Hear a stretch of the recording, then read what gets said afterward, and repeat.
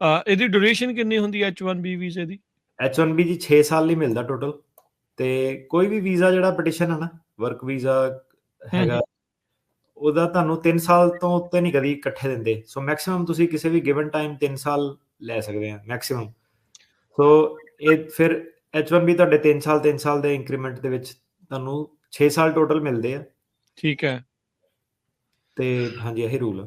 ਠੀਕ ਆ। ਸੋ 6 ਸਾਲ ਤੋਂ ਬਾਅਦ ਕੀ ਬੰਦੇ ਨੂੰ ਫਿਰ ਦੁਬਾਰਾ H1B ਲਵਾਉਣਾ ਪੈਂਦਾ ਆ? ਕੀ ਉਹਦੇ ਲਈ ਕਿਉਂਕਿ ਜੇ ਉਹ ਕੰਮ ਕਰ ਰਿਹਾ, ਕੰਟੀਨਿਊਸਲੀ ਕੰਮ ਕਰੀ ਜਾ ਰਿਹਾ, 6 ਸਾਲ ਤੋਂ ਉੱਤੇ ਵੀ ਆ, ਤੇ ਉਹ ਉਹਨਾਂ ਦੇ ਲਈ ਫਿਰ ਕਿੱਦਾਂ ਹੁੰਦਾ? ਸੋ 6 ਸਾਲ ਇੱਦਾਂ ਹੈ ਕਿ ਗ੍ਰੀਨ ਕਾਰਡ ਤੁਹਾਡਾ 6 ਸਾਲ ਦੇ ਵਿੱਚ ਨਹੀਂ ਆਉਂਦਾ। ਗ੍ਰੀਨ ਕਾਰਡ ਤੁਹਾਡਾ ਤਕਰੀਬਨ 12 ਤੋਂ 15 ਸਾਲ ਦੇ ਵਿੱਚ ਤੁਹਾਡਾ ਗ੍ਰੀਨ ਕਾਰਡ ਜਿਹੜਾ ਉਹ ਆਉਂਦਾ। ਮੈਂ ਜਿੱਦਾਂ 2007 ਚ ਆਇਆ ਸੀਗਾ, ਤੇ ਮੇਰਾ 2018 ਦੇ ਵਿੱਚ ਗ੍ਰੀਨ ਕਾਰਡ ਜਿਹੜਾ ਉਹ ਆਇਆ ਸੀਗਾ। ਤੇ ਹੁਣ H1B ਮਿਲਦਾ ਤੁਹਾਡਾ 6 ਸਾਲ ਦਾ। ਉਹ 6 ਸਾਲ ਤੋਂ ਪਹਿਲਾਂ ਤੁਸੀਂ ਕੀ ਕਰਨਾ ਹੁੰਦਾ ਕਿ ਤੁਹਾਡਾ ਜਿਹੜਾ EMPLOYER ਆ ਉਹਨੂੰ ਚੌਥੇ 5ਵੇਂ ਸਾਲ ਜਾ ਕੇ ਤੁਹਾਡਾ ਗ੍ਰੀਨ ਕਾਰਡ ਜਿਹੜਾ ਫਾਈਲ ਕਰਨਾ ਪੈਂਦਾ। ਪਹਿਲਾਂ ਵੀ ਕਰ ਸਕਦਾ ਉਹ। ਤੇ ਗ੍ਰੀਨ ਕਾਰਡ ਦੇ ਵਿੱਚ ਕਾਫੀ ਇਹਦੀਆਂ ਸਟੇਜਸ ਹੁੰਦੀਆਂ, ਮਲਟੀਪਲ। ਤੇ ਇੱਕ ਗ੍ਰੀਨ ਕਾਰਡ ਦਾ ਇੱਕ ਪੜਾਅ ਹੁੰਦਾ I-140, ਫਾਰਮ I-140 ਹੁੰਦਾ। ਜਦੋਂ ਤੁਹਾਡਾ I-140 ਅਪਰੂਵ ਹੋ ਜਾਂਦਾ, ਤੇ ਫਿਰ ਤੁਸੀਂ ਆਪਣਾ ਜਿਹੜਾ H1B ਨੂੰ ਐਕਸਟੈਂਡ ਕਰਾ ਸਕਦੇ ਆ 6 ਸਾਲ ਤੋਂ ਜਿੰਨੀ ਦੇਰ ਮਰਜ਼ੀ, ਜਦ ਤੱਕ ਤੁਹਾਡਾ ਗ੍ਰੀਨ ਕਾਰਡ ਨਹੀਂ ਆਉਂਦਾ। ਸੋ ਉਹਦੀ ਫਿਰ ਟ੍ਰਿਕ ਇਹ ਹੁੰਦੀ ਹੈ ਕਿ EMPLOYER ਨੂੰ ਤੁਸੀਂ ਕਨਵਿੰਸ ਕਰਨਾ ਹੁੰਦਾ ਕਿ ਹੁਣ ਤੁਹਾਡਾ ਉਹ ਗ੍ਰੀਨ ਕਾਰਡ ਫਾਈਲ ਕਰੇ। ਠੀਕ ਹੈ, ਠੀਕ ਆ। ਸੋ 6 ਸਾਲ ਦੇ ਲਈ H1B, ਉਹਦੇ ਦਰਮਿਆਨ ਜੇ 140 ਅਪਰੂਵ ਹੋ ਜਾਂਦਾ ਤੇ ਫਿਰ ਉਸਨੂੰ ਤੁਸੀਂ ਕੰਟੀਨਿਊਸਲੀ ਐਕਸਟੈਂਡ ਕਰਨਾ। ਕਈ ਵਾਰੀ ਸੁਣਦੇ ਆ ਵੀ ਬਾਹਰ ਜਾ ਕੇ ਦੁਬਾਰਾ ਸਟੈਂਪ ਲਵਾਉਣੀ ਪੈਂਦੀ ਆ, ਉਹਦਾ ਕੀ ਮਤਲਬ ਹੁੰਦਾ ਹੈ? ਬਾਹਰ ਜਾ ਕੇ ਸਟੈਂਪ ਤਾਂ ਸਟੈਂਪ ਦਾ ਮਤਲਬ ਇਹ ਹੁੰਦਾ ਕਿ ਲੋਕੀ ਵੀਜ਼ੇ ਨੂੰ, ਸਟੇਟਸ ਨੂੰ ਕਾਫੀ ਕਨਫਿਊਜ਼ ਕਰ ਦਿੰਦੇ ਆ, ਭਾਵੇਂ ਉਹ ਟੂਰਿਸਟ ਵੀਜ਼ਾ ਭਾਵੇਂ। ਸੋ ਸਟੈਂਪ ਕੀ ਹੁੰਦਾ? ਸਟੈਂਪ ਹੁੰਦਾ ਪਾਸਪੋਰਟ ਦੇ ਉੱਤੇ ਤੁਹਾਡੇ ਜਿਹੜਾ ਐਮਬੈਸੀ ਇੱਕ ਸਟicker ਲਗਾਉਂਦੀ ਆ, ਐਂਟਰੀ।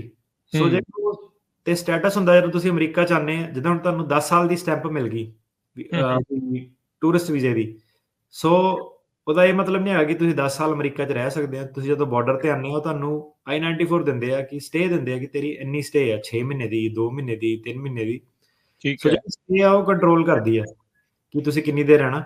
ਇਹਨੂੰ ਜੇ ਸਿੰਪਲ ਸ਼ਬਦਾਂ ਦੇ ਵਿੱਚ ਕਿਸੇ ਨੂੰ ਸਮਝਾਉਣਾ ਹੋਵੇ ਕਿ ਅਮਰੀਕਾ ਦਾ ਵੀਜ਼ਾ ਪ੍ਰੋਸੈਸ ਕੀ ਹੈਗਾ, ਤੇ ਐਗਜ਼ਾਮਪਲ ਲਓ ਕਿ ਇੱਕ ਬੱਸ ਖੜੀ ਆ, ਬੱਸ ਦੇ ਵਿੱਚ ਚੜ੍ਹਨ ਲਈ ਤੁਹਾਨੂੰ ਇੱਕ ਟਿਕਟ ਦੀ ਲੋੜ ਆ।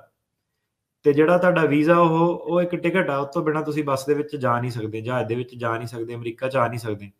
ਪਰ ਏਦਾਂ ਕਿ ਕੰਡਕਟਰ ਨੇ ਇੱਕ ਵਾਰੀ ਤੁਹਾਨੂੰ ਬੱਸ ਦੇ ਵਿੱਚ ਬਹਾ ਲਿਆ, ਤੇ ਫਿਰ ਤੁਸੀਂ ਅਮਰੀਕਾ ਚ ਆ ਗਏ, ਤੇ ਫਿਰ ਤੁਹਾਨੂੰ ਵੀਜ਼ਾ ਸਟੈਂਪ ਦੀ ਲੋੜ ਨਹੀਂ ਹੈਗੀ। ਫਿਰ ਤੁਸੀਂ ਅਮਰੀਕਾ ਦੇ ਵਿੱਚ ਆ ਕੇ ਅੰਦਰ ਹੀ ਆਪਣਾ ਜਿਹੜਾ ਵੀਜ਼ਾ ਸਟੇਟਸ ਆ ਉਹਨੂੰ ਐਕਸਟੈਂਡ ਕਰਨਾ, ਚੇਂਜ ਕਰਨਾ, ਜਾਂ ਤੁਹਾਡੇ ਜਿਹੜੀ ਡਿਊਰੇਸ਼ਨ ਉਹਨਾਂ ਨੇ ਦਿੱਤੀ ਆ ਉਸ ਤੋਂ ਪਹਿਲਾਂ ਵਾਪਸ ਜਾਣਾ। ਸੋ ਜ਼ਿਆਦਾਤਰ ਫਿਰ ਇਹ ਹੈ ਕਿ H1B ਵਾਲੇ ਗ੍ਰੀਨ ਕਾਰਡ ਵਾਲੇ ਰਾਹ ਪੈ ਜਾਂਦੇ ਆ, ਤੇ H1B ਕਈ ਅਸਾਈਲਮ ਵੀ ਫਾਈਲ ਕਰ ਦਿੰਦੇ ਆ, ਕਈ ਵਿਆਹ ਦੇ ਥਰੂ ਕਰ ਲੈਂਦੇ ਆ, ਕਈ ਇਨਵੈਸਟਮੈਂਟ ਵਾਲੇ ਥਰੂ ਪੈ ਜਾਂਦੇ ਆ। ਸੋ ਮਤਲਬ ਇਹ ਹੈ ਕਿ ਤੁਹਾਨੂੰ ਆ ਕੇ ਆਪਣਾ ਫਿਰ ਰਾਹ ਅੱਗੇ ਲੱਭਣਾ ਪੈਂਦਾ ਕਿ ਗ੍ਰੀਨ ਕਾਰਡ ਕਿਹੜੇ ਤਰੀਕੇ ਨਾਲ ਲੈਣਾ। ਸੋ ਇੱਥੇ ਆ ਗਿਆ ਕੋਈ H1 ਤੇ ਉਹਨੂੰ ਲੱਗਦਾ ਵੀ ਜਿਨ੍ਹਾਂ ਨੇ ਸੱਦਿਆ ਜਾਂ ਜਿਨ੍ਹਾਂ ਦੇ ਥਰੂ ਉਹ ਆਇਆ, ਉਹਨਾਂ ਦੇ ਨਾਲ ਹੁਣ ਨਹੀਂ ਬਣਦੀ, ਜਾਂ ਉਹਨੂੰ ਕੋਈ ਹੋਰ ਬੈਟਰ ਓਪਰਚੁਨਿਟੀ ਕਿਸੇ ਪਾਸੇ ਜਿਹੜੀ ਉਹ ਮਿਲ ਰਹੀ ਆ, ਕੀ EMPLOYER ਵੀ ਚੇਂਜ ਕੀਤਾ ਜਾ ਸਕਦਾ? ਹਾਂਜੀ, ਬਿਲਕੁਲ। ਇੱਕ ਵਾਰੀ ਤੁਹਾਡਾ H1B ਤੁਸੀਂ ਆ ਗਏ, ਐਕਟੀਵੇਟ ਹੋ ਗਿਆ, ਤੇ ਤੁਸੀਂ ਆਪਣਾ ਇੱਕ EMPLOYER ਤੋਂ ਦੂਜੇ EMPLOYER ਜੰਪ ਕਰ ਸਕਦੇ ਆ। ਲੋਟਰੀ ਚ ਨਹੀਂ ਤੁਹਾਨੂੰ ਦੁਬਾਰਾ ਜਾਣਾ ਪੈਂਦਾ। ਸਿੰਪਲੀ ਤੁਹਾਡਾ ਜਿਹੜਾ ਨਵਾਂ EMPLOYER ਆ ਦੁਬਾਰਾ ਨਵੀਂ ਪਟੀਸ਼ਨ ਫਾਈਲ ਕਰ ਦਿੰਦਾ, ਪਰ ਲੋਟਰੀ ਚ ਨਹੀਂ ਤੁਹਾਨੂੰ ਜਾਣਾ ਪੈਂਦਾ। ਤੇ ਕਿੰਨਾ ਇਹ ਈਜ਼ੀ ਪ੍ਰੋਸੈਸ ਹੁੰਦਾ ਹੈ? ਕਈ ਵਾਰੀ ਲਟਕ ਜਾਂਦਾ ਹੈ ਜਿਹੜਾ H1B ਟ੍ਰਾਂਸਫਰ ਜਿਸ ਨੂੰ ਆਖਿਆ ਜਾਂਦਾ, ਉਹ ਕਿੰਨਾ ਕੁ ਵਕਤ ਉਸ ਚੀਜ਼ ਨੂੰ ਵੀ ਲੱਗ ਜਾਂਦਾ? ਟ੍ਰਾਂਸਫਰ ਦਾ ਵੀ ਸੇਮ ਹੀ ਆ। ਜੇ ਰੈਗੂਲਰ ਦੇ ਥਰੂ ਜਾਂਦੇ ਆ ਤਾਂ ਤੁਹਾਡੇ 4-5 ਮਹੀਨੇ, ਜੇ ਪ੍ਰੀਮੀਅਮ ਦੇ ਥਰੂ ਜਾਂਦੇ ਆ ਤੁਹਾਡੇ 15 ਦਿਨ ਦੇ ਵਿੱਚ ਜਵਾਬ ਆ ਜਾਂਦਾ। ਤੇ ਕਦੀ ਨਾ ਵੀ ਹੋ ਜਾਂਦੀ ਆ ਵੀ EMPLOYER ਚੇਂਜ ਕਰਨ ਦੇ ਉੱਤੇ? ਨਾ ਵੀ ਹੋ ਸਕਦੀ ਆ। ਜੇ EMPLOYER ਜੇ ਡਿਗਰੀ, ਉਹਨਾਂ ਨੂੰ ਲੱਗਦਾ ਕਿ ਡਿਗਰੀ ਵਾਲੀ ਜੌਬ ਨਹੀਂ ਹੈਗੀ ਜਾਂ ਕੋਈ ਮਸਲੇ ਆ, ਜੇ ਨਾ ਹੋ ਜਾਵੇ ਤਾਂ ਕੋਈ ਚੱਕਰ ਨਹੀਂ, ਤੁਸੀਂ ਪਹਿਲੇ EMPLOYER ਕੋਲ ਬੈਠੇ ਰਹੋ। ਜਦੋਂ ਹਾਂ ਹੋ ਗਈ ਉਦੋਂ ਤੁਸੀਂ ਜਾਣਾ ਦੂਜੇ EMPLOYER ਦੇ ਕੋਲ, ਤੁਹਾਡੇ ਕੋਲ ਆਪਸ਼ਨ ਹੁੰਦੀ ਆ ਉੱਥੇ ਹੀ ਸਟੇ ਕਰਨ ਦੀ। ਜੀ, ਰਿਸੈਸ਼ਨ ਦਾ ਵਕਤ ਆ ਰਿਹਾ ਆ, ਜਿੱਦਾਂ ਤੁਸੀਂ ਕਿਹਾ ਵੀ ਲੇ ਆਫ ਵੀ ਹੋ ਜਾਂਦਾ ਹੈ, ਤੇ ਜੇ H1B ਵਾਲਾ ਵਿਚਾਰਾ ਕੋਈ ਲੇ ਆਫ ਹੋ ਜਾਵੇ, ਉਹਦਾ ਕੀ ਬਣਦਾ ਹੈ ਜੀ ਫਿਰ? ਲੇ ਆਫ ਦਾ ਇਹ ਹੁਣ ਜਦੋਂ ਤਾਂ ਸਾਡਾ ਟਾਈਮ ਸੀਗਾ, ਆਪਾਂ ਗ੍ਰੈਜੂਏਟ, ਮੈਂ ਆਪਣੇ ਦੌਰ ਵਾਲੀ ਗੱਲ ਕਰ ਲਾਂ ਕਿ 2007-8 ਵਾਲੇ ਜਦੋਂ ਆਪਾਂ, ਸੋ ਸਾਡੇ ਟਾਈਮ ਤੇ ਕੀ ਸੀਗਾ ਕਿ ਇੱਕ ਵੀ ਦਿਨ ਦਾ ਗ੍ਰੇਸ ਪੀਰੀਅਡ ਨਹੀਂ ਸੀਗਾ, ਕਿ EMPLOYER ਨੇ ਕਹਿਤਾ ਕਿ ਤੁਸੀਂ ਜਾਓ ਘਰੇ ਤਾਂ ਤੁਹਾਨੂੰ ਬੈਗ ਚੱਕ ਕੇ ਇੰਡੀਆ ਵਾਪਸ ਜਾਣਾ ਪੈਂਦਾ ਸੀਗਾ, ਏਦਾਂ ਦਾ ਸੀਗਾ। ਠੀਕ ਹੈ।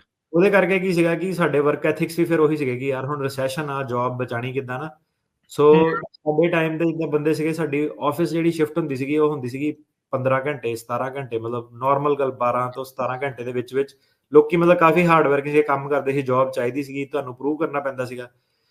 ਹੁਣ ਜਿਹੜਾ ਇਹਨਾਂ ਨੇ ਚੇਂਜ ਕਰਤਾ ਉਹਨੂੰ, ਕੀ ਇਹਨਾਂ ਨੇ ਚੇਂਜ ਕੀਤਾ ਕਿ ਇਹਨਾਂ ਨੇ 60 ਦਿਨ ਦਾ ਗ੍ਰੇਸ ਪੀਰੀਅਡ ਵਿੱਚ ਪਾਤਾ ਕਿ ਤੁਸੀਂ 60 ਦਿਨ ਤੱਕ ਤੁਹਾਨੂੰ ਟਾਈਮ ਹੈਗਾ ਨਵਾਂ EMPLOYER ਲੱਭ ਕੇ ਉਹਦੇ ਵਿੱਚ ਫਾਈਲ ਕਰ ਦਿਓ।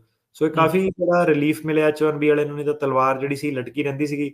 EMPLOYER ਨੂੰ ਐਡਵਾਂਟੇਜ ਜ਼ਿਆਦਾ ਸੀਗੀ, EMPLOYER ਕਈ ਅਬਿਊਜ਼ ਵੀ ਕਰਦੇ ਸੀਗੇ ਕਿ ਇਹ ਤਾਂ ਮੇਰੇ ਰੈਮੋ ਕਰਮ ਤੇ ਇਹਨੂੰ ਮੈਂ ਜਦੋਂ ਮਰਜ਼ੀ ਬਾਹਰ ਕੱਢਤਾ, ਥ੍ਰੈਟ ਕਰਤਾ ਬਿਨਾਂ ਅਨਾਉਂਸ ਕੀਤੇ, ਤਾਂ ਉਹ EMPLOYEE ਹੋਰ ਹਿਸਾਬ ਨਾਲ ਬਿਹੇਵ ਕਰਦੇ ਸੀ। ਹੁਣ ਇਹਨਾਂ ਨੇ 60 ਦਿਨ ਜਿਹੜੇ ਕੀਤੇ ਆ, ਇਹਨਾਂ ਕਾਫੀ H1B EMPLOYEES ਦਾ ਫਾਇਦਾ ਹੋਇਆ, ਤੇ 60 ਦਿਨ ਦੇ ਅੰਦਰ ਤੁਸੀਂ ਜੌਬ ਲੱਭ ਕੇ H1B ਫਾਈਲ ਕਰ ਦਿਓ ਤੇ ਤੁਸੀਂ ਨਵੇਂ EMPLOYER ਦੇ ਨਾਲ ਫਿਰ ਫਾਈਲ ਕਰਨ ਤੇ ਜੁਆਇਨ ਕਰ ਸਕਦੇ ਹੋ।